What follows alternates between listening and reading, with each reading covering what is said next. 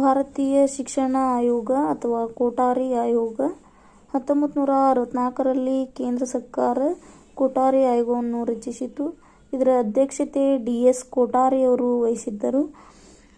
1966ರಲ್ಲಿ ಕೊಠಾರಿ ಆಯೋಗವು ಕೇಂದ್ರ ಸರ್ಕಾರಕ್ಕೆ ವರದಿಯನ್ನು ಸಲ್ಲಿಸುತ್ತಾ ಈ ವರದಿಯಲ್ಲಿ ವಿಜ್ಞಾನ ಹಾಗೂ ತಂತ್ರಜ್ಞಾನ ಆಧಾರಿತ ಜಗತ್ತಿನಲ್ಲಿ ದೇಶದ ಜನರ ಪ್ರಗತಿ, ಕಲ್ಯಾಣ ಹಾಗೂ ಭದ್ರತೆಯನ್ನು ಶಿಕ್ಷಣವೇ ನಿರ್ಧರಿಸುವುದರಿಂದ ಭವಿಷ್ಯದ ಭಾರತದ ಅಭಿವೃದ್ಧಿ ಶಾಲಾ ಕೊಠಡಿಗಳನ್ನು ಅವಲಂಬಿಸಿದೆ ಎಂಬುದಾಗಿ ಪ್ರತಿಪಾದಿಸಿತ್ತು.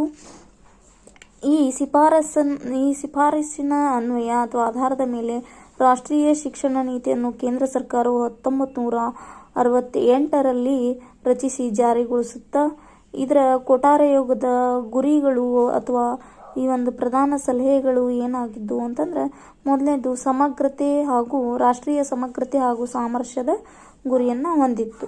ಸಮಾಜದ ಎಲ್ಲ ವರ್ಗಗಳ ಶೈಕ್ಷಣಿಕ ಪ್ರಗತಿಗಾಗಿ ಸಮಗ್ರ ಸುಧಾರಣೆಗೆ ಶ್ರಮಿಸುವುದು ಆಗಿತ್ತು. ಎರಡನೇದು, ಭಾರತ ಸಂವಿಧಾನದಲ್ಲಿ ಪ್ರಸ್ತಾಪಿಸಲಾದ 6ರಿಂದ 14 ವರ್ಷದೊಳಗಿನ ಮಕ್ಕಳಿಗೆ ಉಚಿತ ಹಾಗೂ ಕಡ್ಡಾಯ ಶಿಕ್ಷಣಕ್ಕೆ ಕ್ರಮವನ್ನು ಕೈಗೊಳ್ಳುವುದು. ಹಾಗೆ ಮೂರನೇದು, ಮಾಧ್ಯಮಿಕ ಶಾಲಾ ಹಂತದಲ್ಲಿನ ಪ್ರಾದೇಶಿಕ ಭಾಷೆಗಳ ಅಭಿವೃದ್ಧಿಗೆ ಪ್ರೋತ್ಸಾಹ ನೀಡುವುದು. ನೆಕ್ಸ್ಟ್, ಶಾಲೆಗಳಲ್ಲಿ ಇಂಗ್ಲಿಷ್ ಮಾಧ್ಯಮವನ್ನು ಸಮ್ಮತಿಸುತ್ತಾ ಹಿಂದಿಯನ್ನು ರಾಷ್ಟ್ರೀಯ ಭಾಷೆಯಾಗಿ ಪರಿಗಣಿಸಲು ಆದ್ಯತೆ ನೀಡಲಾಗಿತ್ತು. ನಂತರ ಭಾರತೀಯ ಸಂಸ್ಕೃತಿಯ ಸಂಕೇತವಾಗಿರೋದು ಯಾವುದಂದ್ರೆ ಸಂಸ್ಕೃತ ಭಾಷೆಯ ಬಲವರ್ಧನೆಗೆ ಮಹತ್ವವನ್ನು ನೀಡಿತು.